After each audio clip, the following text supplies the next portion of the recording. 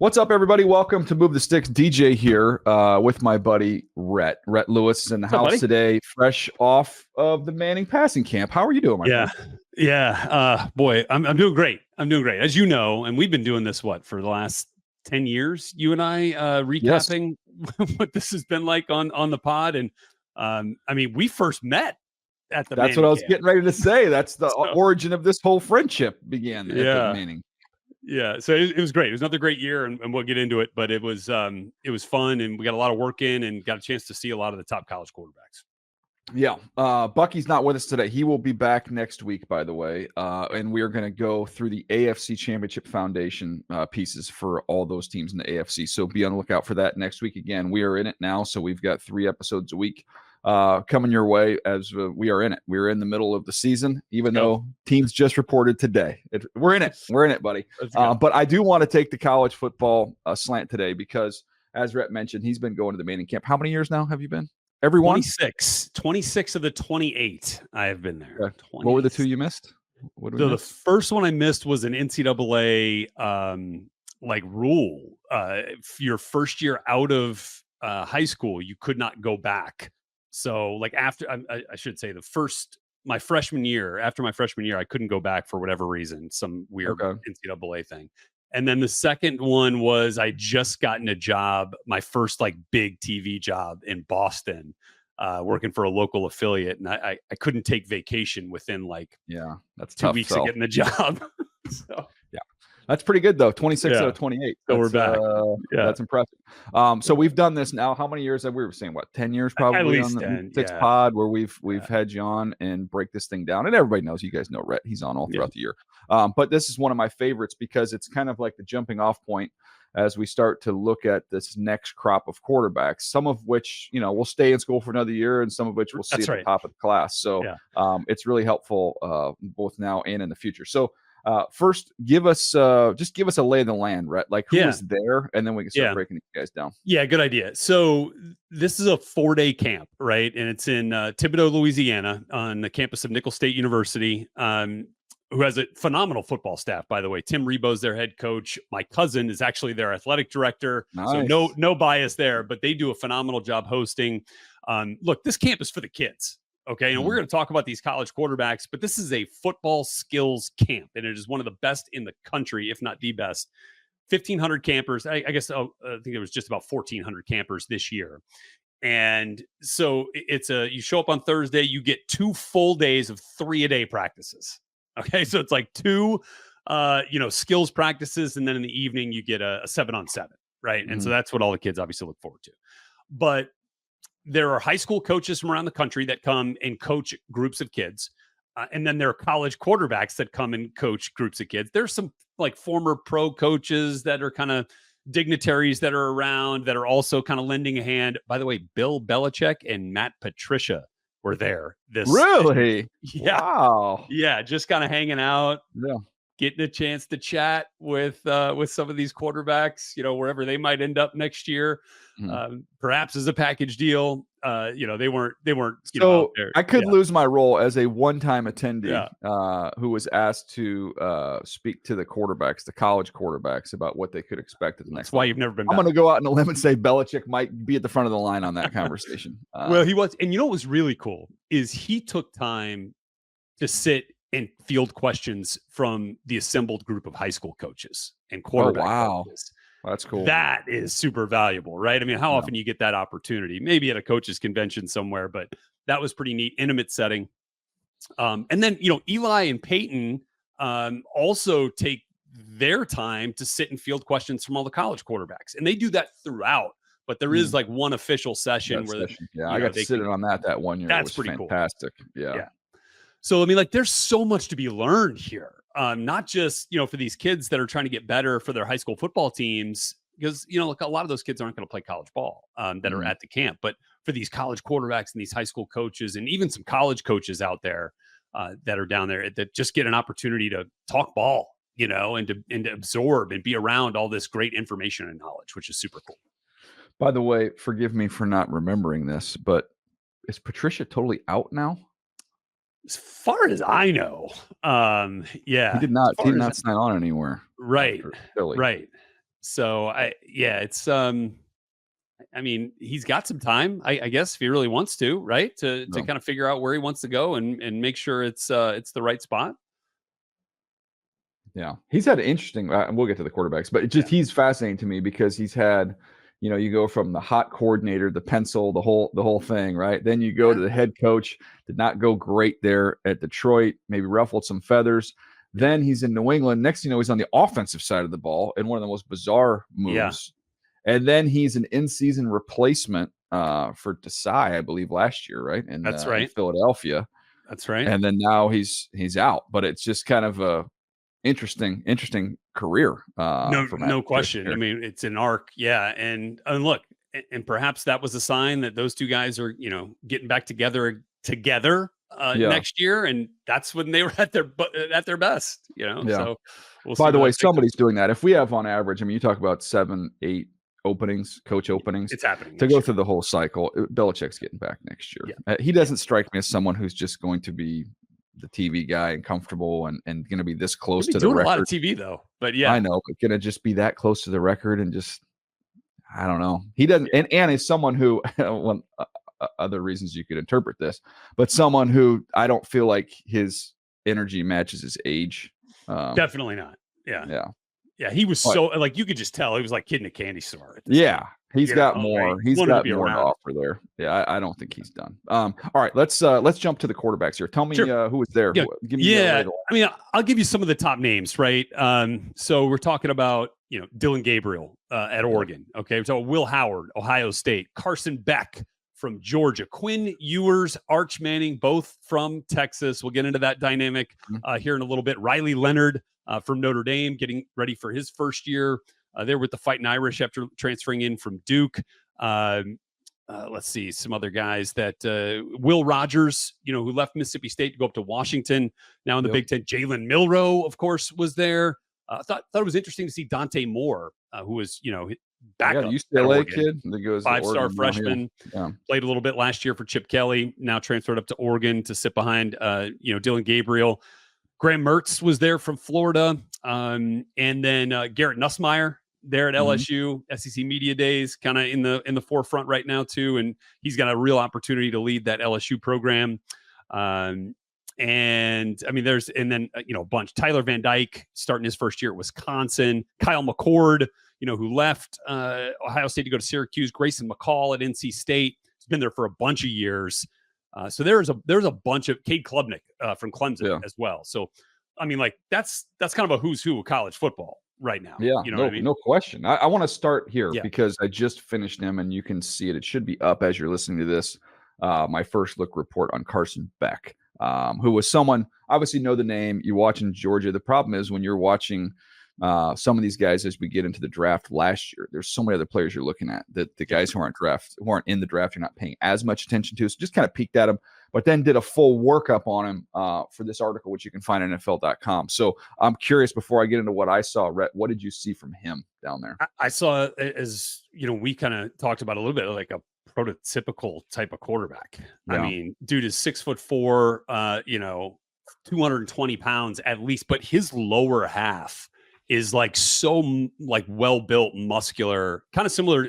We'll get to that with Arch Manning too. Arch is just so well put together, but Carson, man, the way he moves, he feels so sturdy and solid. And like I thought mechanically he was pretty dang good too. And again, this is shorts and t-shirts that we're seeing in person.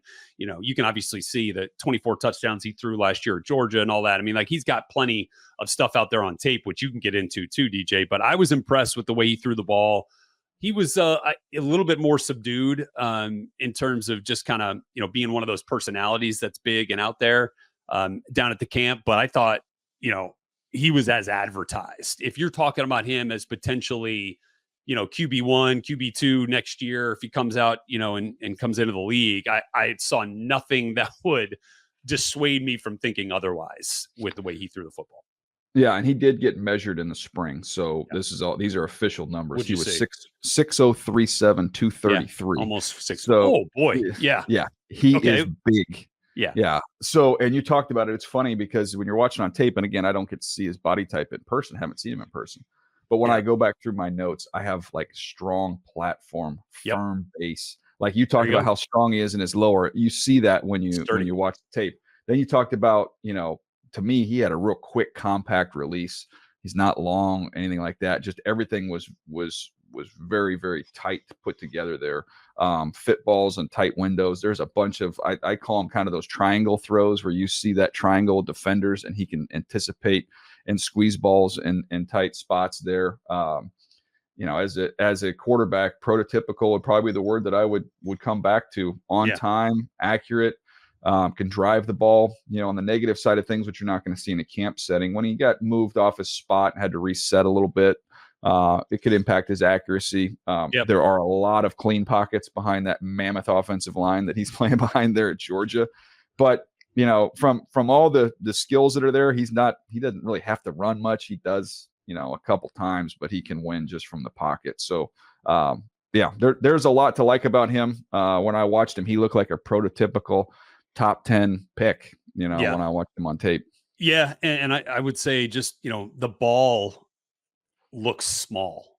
Mm-hmm. Like it feels small when it comes, like it just like you, and it feels like weightless, right? There's some where you can hear it. It feels, the ball feels a little bit heavier coming off that ball. I mean, like it's like a little feather that he's putting wherever he wants it. So I was really impressed with Carson Beck, but he was not the guy that I would say was my ultimate like QB1 out of this camp. Okay. Yeah. So go to it then. Good tease. That was Quinn Ewers. Okay. And that was Quinn Ewers from Texas. Yep. So different styles, right? I mean, definitely different build too. Now he's not small by any means, but he is smaller. Let's definitely put that out there. A little narrower than Carson is, but I'm just telling you, there's something different about that way the ball comes off his hand. Mm-hmm. It's got an explosive factor to it. He places it so effortlessly. And this is the one thing, and I know, you had some OU and Texas fans in your... Man, they were not happy about that. Your mentions recently about the Baker Mayfield comp. And the only thing that I would say that was a contrast to me with Baker was like, and Baker's changed the way he throws the ball a little bit since he's come into the league, but Baker was a little more muscled up to me. The ball comes through a little bit easier. It is easy gas with Quinn Ewers. Like he does not have to have to get everything into it, right, to put it where he wants to put it 50 yards down the field. It is an effortless, easy, just kind of, the motion is fluid and smooth. And there's terrific accuracy with it. And it's like, man, that thing whips. It looks like you would expect him to be like back there really putting everything into it the way that it comes off his hand, but it isn't. It's a nice, fluid, smooth release. And his deep ball was impeccable. The way he was placing it outside the numbers was really good on some of those outbreaking routes, those corner routes. And man, if he's seeing it right over the middle too, that thing's going to get in there with some pace. So I thought he had some layered to it, some of those two throws, and then he can drop it in the bucket too. I mean, there was nothing I saw that he couldn't do really, really well. And I don't have the official measurements on him in terms of him getting height and weighted by the scouts in the spring, but I got the weight from someone, so that he currently right now he's 210 pounds. They said he'll be 215 by the season. He's plenty big enough. He just turned 6'2". It's kind of what I would say. Just turned 21. Yeah. This dude was a phenomenal athlete in high school, like big time baseball player, big time basketball player. Like he was a top kid in the country for a reason. I just found it funny, man, because I guess I shouldn't be surprised when you compare someone to rival school. And I think Baker, with the accolades that he had, that Baker had, and then obviously ends up being the number one overall pick. But I'm sitting here going, when I watched him, there's some moxie to him. I'm watching that Alabama game, and really, truthfully, if he doesn't get hurt in the Alabama game the year before, he was off to a rip roar and starting that game. I think they beat that Alabama team, which was stacked. And then we're talking about back-to-back, two of the most impressive wins. But I thought about him going into Alabama and winning. I thought about Baker going into Ohio State and winning. Some of that moxie to him, some of that playmaking, not fazed by the environment.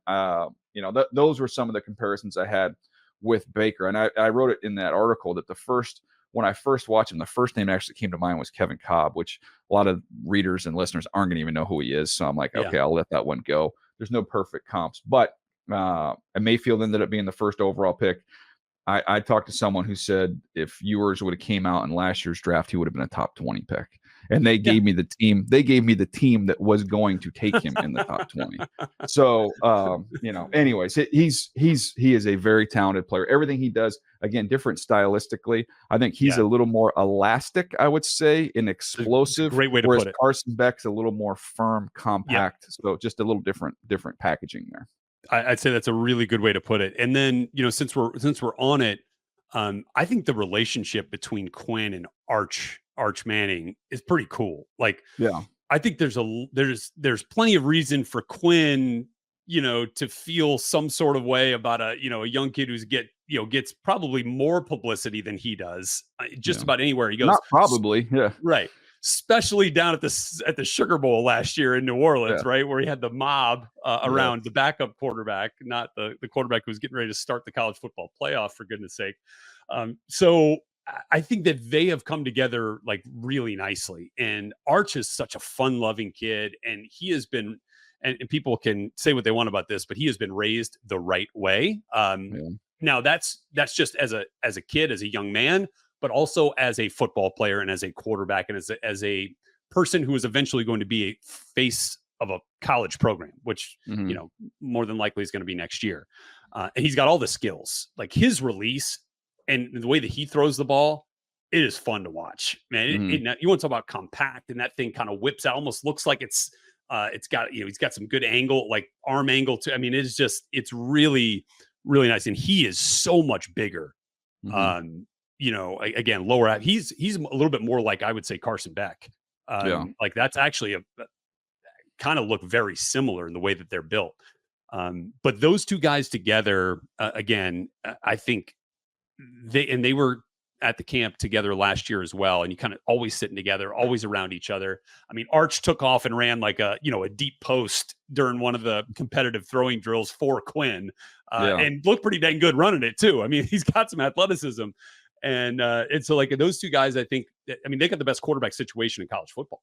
Yeah. I mean, that's pretty. Which leads me to this question too, because I don't know. Some people know the dynamic and the power that exists with the Manning family, and it means something when you get stamped by the Manning family. And there's general managers, there's head coaches, they know everybody.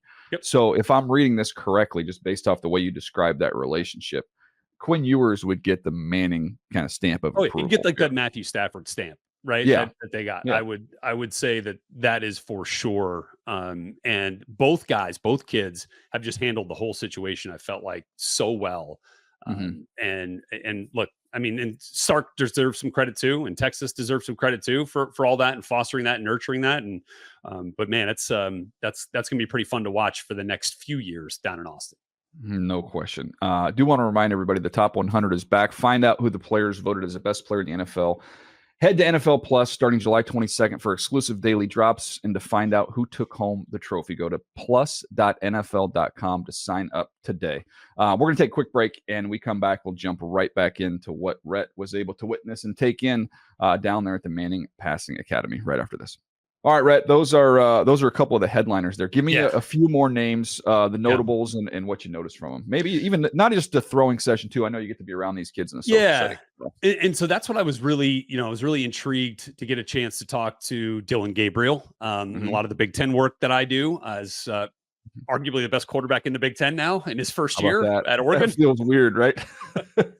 So that's where we're at there. So I wanted to talk to him. Wanted to talk to Will Howard, who comes in to drive a flippin' Ferrari up in Columbus, Ohio, after the last few years down at the Little Apple at Kansas State. So let's start with Dylan Gabriel, second-time transfer. Was kind of playfully called out, and I don't even think Archie meant to do this, but Dylan got up and introduced himself, and Archie was like, "I remember you were here 2 schools ago." He was at UCF, and the whole room laughed. And he was a good sport about it. But that's where we're at right now. Most of these quarterbacks that were here have been somewhere else to play, and Dylan's no different. So UCF to OU, now to Oregon, and he's a mature kid. I think he's almost 24 years old, if I'm not mistaken, close to it, and getting ready for his final season up in Eugene. And just the maturity strikes me with a lot of these kids now. And again, they're much older than, the last than we've been used to in previous years. So Dylan said he was really focused when he made this decision to go up to Oregon to quote unquote right some wrongs that he had made the first time he transferred from UCF to OU. They weren't great that first year at OU, if you remember. I think it won seven games, maybe. It was not a great first year. Obviously, he had a much better second year.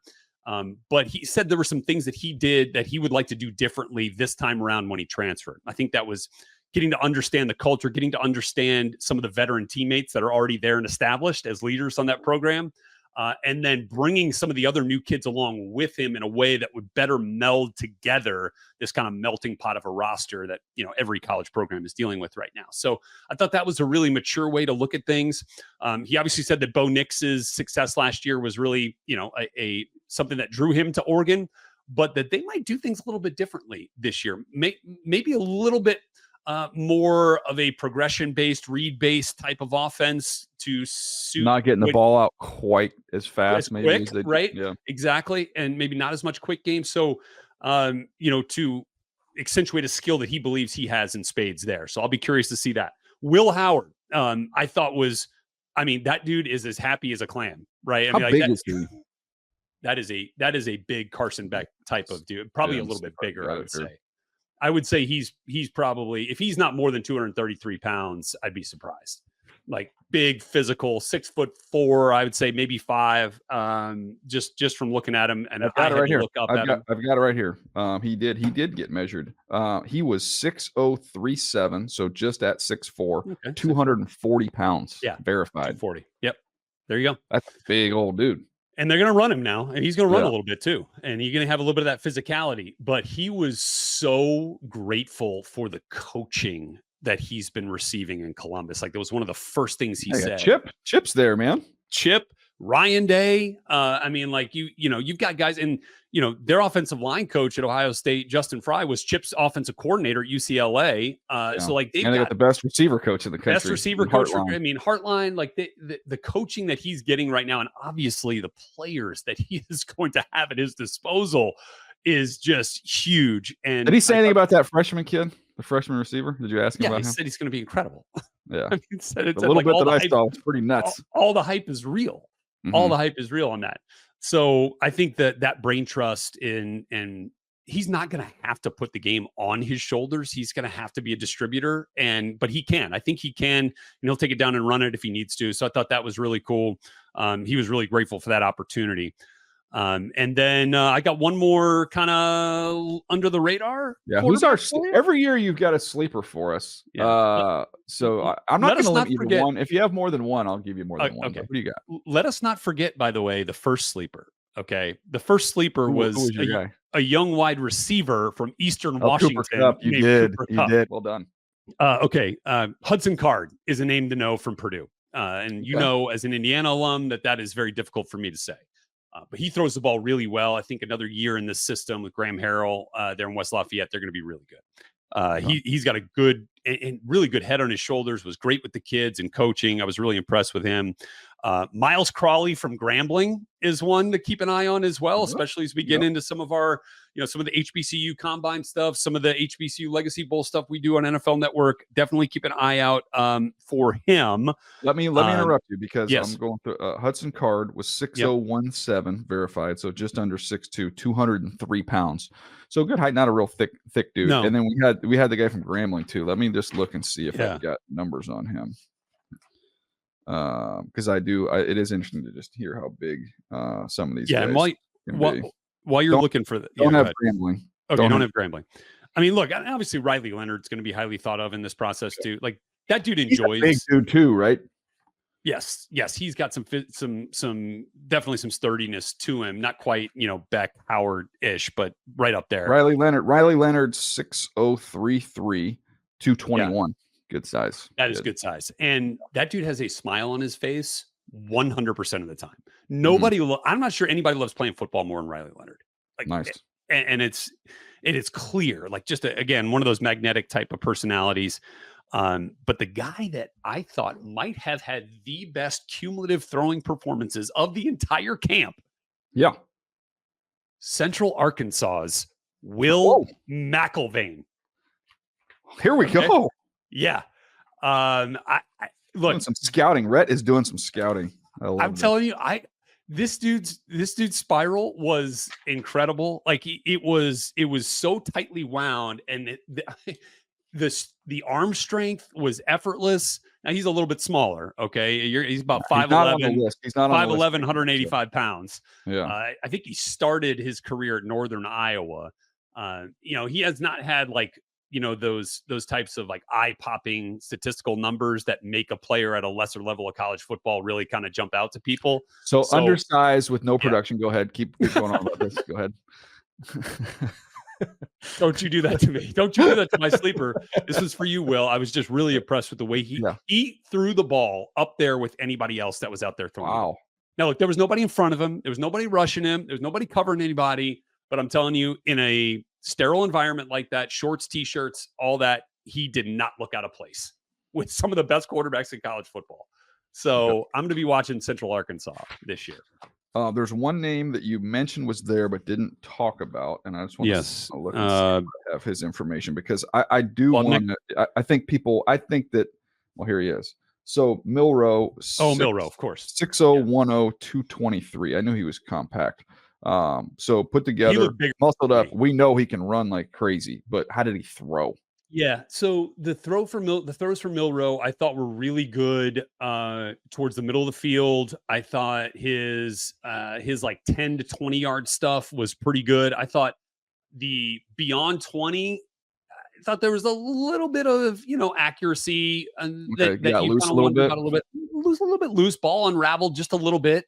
But I thought he was obviously just an impressive physical specimen. And I think he does throw the ball. He gets the ball out of his hand he gets it out pretty quick. And they're going to, but my listening to you just say that and knowing what they have personnel wise, it feels to me like we could see Alabama kind of go ground and pound a little bit. Yeah. And they're spread out with the bore. But I thought he threw, at least at this camp, he threw the ball really well on the move. And look, that fits your skill set as well. So get out there, get out on the run, bang. And maybe the picture clears up a little bit, but I thought Milroe did a really nice job. Just, it wasn't as fine-tuned on the deeper stuff as some of the other guys. Okay. That's good. Anybody else? Last thing, and we'll wrap this thing up, but there's always kind of personalities that are fun. Yeah. I'm not going to ask you about the player, but just who was the most fun guy? Who was somebody that people gravitated towards, who was just an energy guy? And I won't even ask you about the throwing, but I'm always that is always a curious topic to me. Garrett Green, West Virginia, was a lot of fun. It's been a couple of years now. He's been at the camp, man.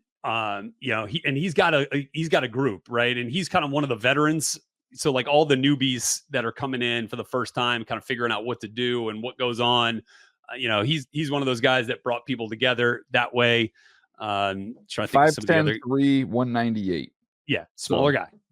Real broad shoulders. Strong. 198 on that frame is good. But let's see if there was any of the other guys that kind of hit me on that front. I think he was the one that really stood out to me in that respect. Apparently, by the way, my favorite guy from the year we were there, just in terms of just a kid who was such a great kid, and I'm not going to remember his name. Undersized, University of Washington. He started 1 million games at Washington. Yeah, it wasn't. And people that are listening this, they're going to send it to us on the social media. But golly, I don't know why his name is escaping me. He was like 5'10". This had to be circa like 2015, 16, somewhere, maybe around there. That's let's see, 15, 16. Jake Browning. No. Okay. Predates him, I believe. He did win a lot of games there. Yes, he did. Keith Price. Keith Price. Yes. There you go. Yes. Keith Price. Nice. Good pull. I think you cheated, but that's okay. I did. 100% cheated. Great dude, man. Great dude. Enjoyed getting to know him down there. Mark Gronowski from South Dakota State, the back-to-back FCS national champion, South Dakota State. Jackrabbits. There's some Apparently love, by the way. There's some love for him Really? in scouting circles. Yes, I'm glad you mentioned that name because that's come up a couple times for me. Because I'm always, when I'm talking to people, it's so early in the process, and guys are just kind of doing their summer work, and I'm like, hey, who's kind of an emerging dude, somebody that could be one of those pop-up quarterbacks that we're talking about. They're like, well, this guy's known. I mean, he's won a ton of games. Yeah, size-wise, 6'0", 2'3", 235 verified. That is a big dude. Yeah. And does apparently a terrific Archie Manning impression. So interesting. There you go. That's what stuck. I'll add that to the notes. But most swag, without question, Blake Shapen, Mississippi State, former Baylor Bear. Former Baylor quarterback. No question. Really? Like that. Yeah. Just total. Like just had that, a little bit of, you had that little chain going, like the glasses, the haircut, the whole thing. Yeah. He's going to be just fine. Drew Pine, by the way, he's kind of been around the block a couple of times. Year of college football. Great kid. Notre Dame to Arizona State to Missouri now. Brady Cook was there as well. Looked really good. But Drew Pine is just a phenomenal human being. Throws the ball really well. He gets an opportunity. He'll help them if they need him. But I thought he's definitely one of those. And Will Rogers be the last one I'll tell you from Washington. Yeah. Southern. Now that's an interesting juxtaposition, right? Southern guy going up to Pacific Northwest in Washington. I'll be interested to see how that all works. But he's always a fun guy to be around as well. Okay, that's a thorough that's a thorough look there at the the latest Manning passing camp. All right, anything else you want to add, Rhett, before we jump out here? I appreciate you, by the way, taking the time not only to join us, but I know going through this process, you're working it, and then for us, you do us a solid and you take some notes on that. Got my notebook going. I'll keep my notebook going at Big Ten Media Days for you guys next week. Oh, nice. Next week, huh? Yeah. Looking forward to that. Oh, maybe we do a little recap on that. Bring you back on. Ready to do it. Stealing you for content. That's all. Let's go. All we're doing over here. And the regular season is going to be here before you know it. We'll have our recaps, our Monday recaps. Excited. By the way, let us know on social. Should we bring back the rookie draft? I'm in favor of it. I don't know where 100% the rookie draft comes back. Yeah. Yes. It was fun. Yes. It made it a little different. Right? Good. Did you? No, I don't think so. I'm not so sure about that. All right. That's going to do it for us. Buck will be back next week. Remember, we will go back through the AFC Championship Foundation pieces for every team. We'll go division by division. That will be coming your way next week. So appreciate you guys hanging with us today. We'll see you next time right here on Move the Sticks.